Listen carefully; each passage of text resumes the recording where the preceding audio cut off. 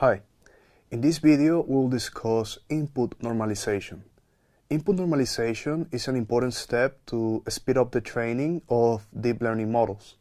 This presentation focuses on the practical aspects of normalizing data for training models and the usage of models that have been pre-trained on the ImageNet dataset. So we'll examine why normalization matters through practical examples and understand how to properly use pre-trained models that were trained using the ImageNet dataset, which is a very important and foundational dataset in the deep learning community. So what is input scaling? It's a way in which we shift the position of the data, and it's a transformation that we do in order to make the training more numerically stable. We do this by subtracting the mean and then dividing by the standard deviation of the training dataset. This is called standard scaling, and it's the most common way that we apply scaling when we do deep learning. This sets the new mean of the dataset to 0 and the new variance of the data to 1. Notice that when we do this, the distribution keeps its shape, including any skew or multiple peaks that we might have before the transformation. This also allows us to preserve the relative distances between the data points. It's only that they are scaled now. This transformation does not distort the patterns that are underlying in the data. This is the most important aspect of it. Here we see that the mean and the standard deviation of the MNIST dataset have been computed, and we have used it to rescale the levels of intensity that we have in these images. We see that the histograms with the grayscale levels look the same before and after the transformation. We have only moved the data around. So why do we do this? What is the motivation for do this? It has been shown that it accelerates training of a neural network through smoother gradient updates. And this also ensures compatibility when we use models that have already been trained and that use this normalization technique when they were originally trained. These are the two main motivations for us doing this type of transformation. This was popularized by a paper published in 1998 called Efficient Backprop. And in this paper, you'll see a very detailed explanation about why centering the inputs around 0 speeds up the training. This is something that allows us to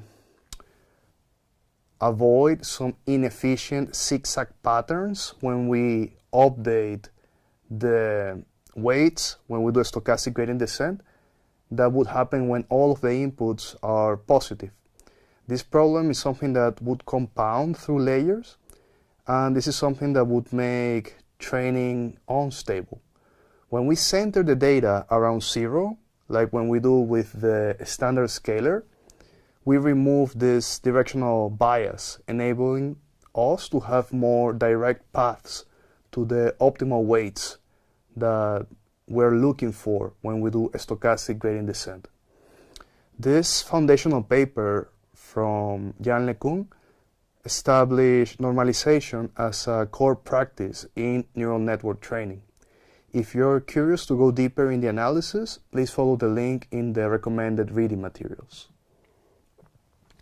The standard scaler uses two very simple statistics from the training set. It's important to remember that these come only from the training set. We don't compute these statistics on the validation set or the test set. We compute the mean from the training dataset and the standard deviation from the training dataset. We see here that PyTorch allows us to implement the normalization through basically 3 lines. We compute the training set mean, we compute the training set standard deviation, and then we create a transform. These statistics are here being applied to grayscale images, where we have only one mean and one standard deviation. For RGB images, we're going to compute 3 pairs of statistics, 1 per color channel. So we're going to have in RGB, 1 mean for R, 1 mean for G, 1 mean for B, and the same for the standard deviations. So here's where we discuss the ImageNet dataset. This is a huge dataset that contains 14 million images organized in a hierarchy of objects. Each category in this hierarchy contains hundreds to thousands of labeled images. This dataset shaped modern computer vision and deep learning by providing enough data to train deep neural networks. And it's a dataset that is still quite significant. It's something that we are still using to benchmark new classification algorithms. And it remains free for research use. It was originally published about 15 years ago. And we'll see that the standardization statistics that we'll discuss for RGB images were computed on this particular dataset. And they are used in most pre-trained vision models because most pre-trained vision models have been trained on this particular dataset for image classification. So ImageNet was originally formed with the goal of populating something called the WordNet hierarchy with roughly 500 to 1,000 images per concept. Images for each concept were gathered by querying search engines and making humans annotate them through Mechanical Turk. So it has this type of hierarchy for the labels and is something that is quite detailed.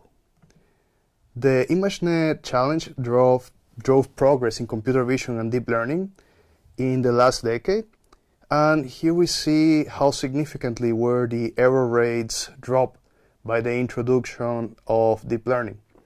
When the AlexNet network was introduced in 2012, we noticed a big jump in the improvement of accuracy in the classification.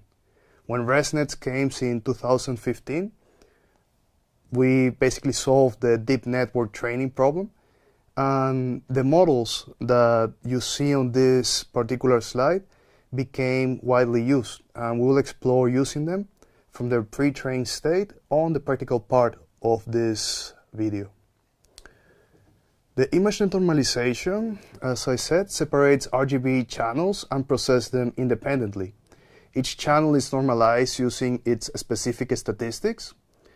And you see here what happens when we normalize this RGB image of an orange.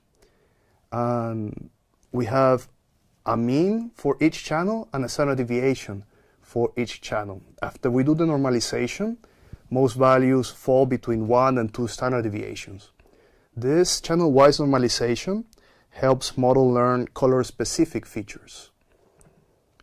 So here we see a comparison about how ImageNet normalization affects the model predictions. Without doing scaling while using a pre-trained model, the model confidently identifies the orange.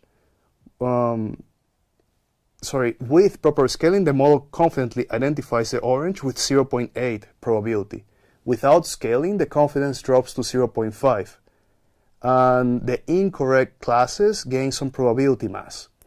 The code shows the inference process. We just disable gradients, pass the image through the model, and apply softmax to get the probabilities, and then extract the top 3 predictions. This demonstrates why using the correct normalization statistics is important for pre-trained models. So PyTorch also provides a simple way for us to access the exact transforms used during model training. We can load a pre-trained model, access its weights object, and call transforms to get the pre-processing pipeline. The output shows all parameters. We see here that we do a center crop that is going to give us an output of 224 as the size of the image, but it first resized to 236. So this is an important detail. The resizing usually happens before cropping, and in this transformation for the conv next architecture, we see the output of what would happen step by step on one of the images that we worked before. So to summarize, we saw the importance of using this scaling technique to accelerate training. You're going to explore this in a more practical manner in the examples that you have in the Kaggle notebook. And we also saw the importance of applying the normalization technique when using pre-trained models created by optimizing performance on the ImageNet dataset. I hope that you find the exercises interesting, and I think that you will gain a much better understanding about this technique by using it in practice.